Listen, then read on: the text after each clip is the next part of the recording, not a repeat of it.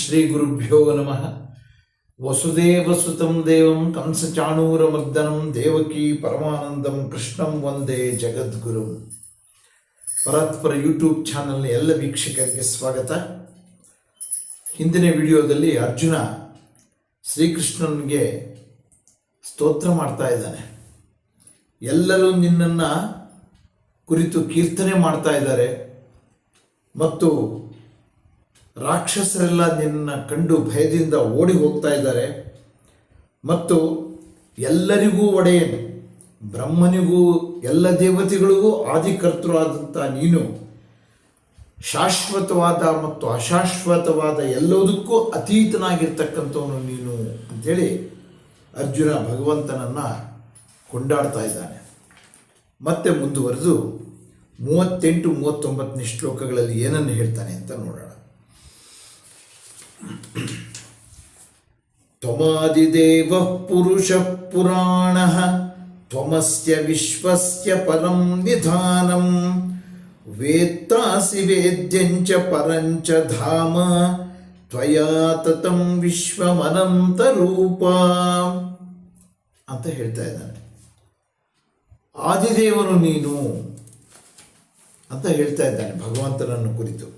ನೀನು ಆದಿದೇವ, ಪುರಾಣ ಪುರುಷ ಮತ್ತು ವಿಶ್ವಕ್ಕೆ ಉತ್ತಮವಾದಂಥ ಆಶ್ರಯವನ್ನು ನೀಡಿರುವವನು ನೀನು. ನೀನೇ ಪರಂಧಾಮ, ಅನಂತ ರೂಪ ನೀನು. ನಿನ್ನಿಂದಲೇ ವಿಶ್ವವೆಲ್ಲ ವ್ಯಾಪ್ತವಾಗಿದೆ ಅಂತ ಹೇಳ್ತಾ ಇದ್ದಾನೆ. ಅರ್ಜುನನಿಗೆ ಆ ವಿಶ್ವರೂಪವನ್ನು ನೋಡಿ ಭಯ ಭೀತಿಯ ಜೊತೆಗೆ ಅತೀವವಾದಂಥ ಭಕ್ತಿ ಗೌರವ ಎಲ್ಲವೂ ಉಂಟಾಗಿದೆ.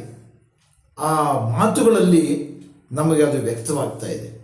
ಭಗವಂತನಲ್ಲಿ ಅರ್ಜುನನಿಗೆ ಎಂಥ ಒಂದು ಅನನ್ಯವಾದಂಥ ಭಕ್ತಿ ಭಾವ ಗೌರವ ಎಲ್ಲವೂ ಉಂಟಾಗಿದೆ ಅನ್ನೋದು ಅವನ ಮಾತುಗಳಿಂದ ಗೊತ್ತಾಗ್ತಾ ಇದೆ.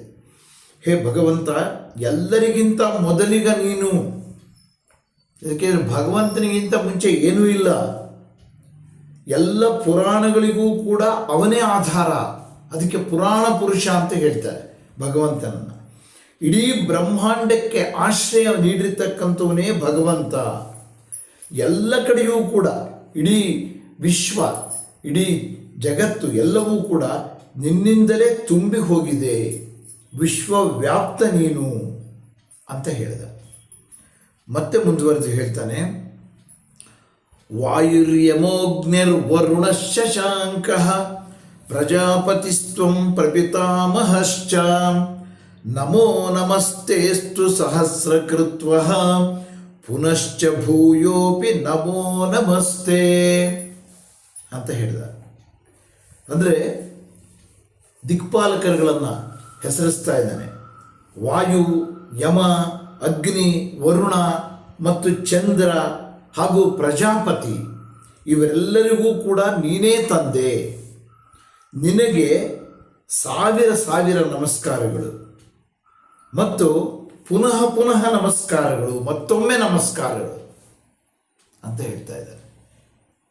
ಅರ್ಜುನನಿಗೆ ಅತೀವವಾದ ಭಕ್ತಿ ಉಂಟಾಗಿ ಆ ನಮಸ್ಕಾರಗಳನ್ನು ಎಷ್ಟು ಹೇಳಿದರೂ ಕೂಡ ಸಮಾಧಾನ ಆಗ್ತಾ ಇಲ್ಲ. ಅವನಲ್ಲಿ ಅತೀವವಾದಂಥ ಭಕ್ತಿ ಭಾವ ಮತ್ತು ಆವೇಶ ತುಂಬಿ ತುಳುಕ್ತಾ ಇರುವಂಥದ್ದು ಈ ಶ್ಲೋಕದಲ್ಲಿ ನಮಗೆ ಕಂಡುಬರುತ್ತೆ. ಹೇಳ್ತಾನೆ, ಹೇ ಭಗವಂತನೇ, ಈ ದಿಕ್ಪಾಲಕರುಗಳಿಗೆಲ್ಲ ವಾಯು, ಯಮ, ಅಗ್ನಿ, ವರುಣ ಇವರೆಲ್ಲ ಅಷ್ಟ ದಿಕ್ಪಾಲಕರುಗಳಲ್ಲಿ ಇರತಕ್ಕಂಥವ್ರು. ಅವರೆಲ್ಲರಿಗೂ ಕೂಡ ಜೊತೆಗೆ ಬ್ರಹ್ಮದೇವನಿಗೂ ಕೂಡ ನೀನೇ ತಂದೆ. ಎಲ್ಲವೂ ಭಗವಂತನೇ ಆಗಿರೋದ್ರಿಂದ ಅರ್ಜುನನಿಗೆ ಇಡೀ ಎಲ್ಲ ಬ್ರಹ್ಮಾಂಡವೇ ಭಗವಂತನಿಂದ ತುಂಬಿರೋದ್ರಿಂದ ಪುನಃ ಪುನಃ ನಮಸ್ಕಾರ ಹೇಳ್ತಾ ಇದ್ದಾನೆ. ನಿನಗೆ ಪುನಃ ಪುನಃ ನಮಸ್ಕಾರ, ಸಾವಿರ ನಮಸ್ಕಾರ, ಮತ್ತೊಮ್ಮೆ ನಮಸ್ಕಾರ ಅಂಥೇಳಿ ತನ್ನ ಮಾತುಗಳಲ್ಲಿ ಅತೀವವಾದಂಥ ಭಕ್ತಿ ಭಾವವನ್ನು ಭಗವಂತನಲ್ಲಿ ವ್ಯಕ್ತಪಡಿಸ್ತಾ ಇದ್ದಾನೆ ಅರ್ಜುನ. ಅನೇಕ ಬಾರಿ ನಮಸ್ಕಾರಗಳನ್ನು ಹೇಳ್ತಾ ಇದ್ದಾನೆ ಶ್ರೀಕೃಷ್ಣನಿಗೆ. ಈಗ ಪರಿಪೂರ್ಣವಾಗಿ ಭಗವಂತನ ಅವತಾರ ಏನು, ಶ್ರೀಕೃಷ್ಣನಲ್ಲಿರ್ತಕ್ಕಂಥ ನೈಜವಾದ ಆ ಭಗವಂತ ಯಾರು ಅನ್ನುವಂಥದ್ದು ಅರ್ಜುನನಿಗೆ ಸ್ಪಷ್ಟವಾಯಿತು. ಆದ್ದರಿಂದ ತನ್ನೆಲ್ಲ ಭಯ, ಭಕ್ತಿ, ಗೌರವ ಎಲ್ಲವನ್ನೂ ಕೂಡ ಭಗವಂತನಿಗೆ ಸಮರ್ಪಣೆ ಮಾಡಿ ನಮಸ್ಕಾರಗಳನ್ನು ಹೇಳ್ತಾ ಇದ್ದಾನೆ ಅಂತ ತಿಳಿಸ್ತಾ ಇವತ್ತಿನ ಈ ವಿಡಿಯೋವನ್ನು ಮುಕ್ತಾಯ ಮಾಡ್ತೀನಿ. ನಮಸ್ಕಾರ.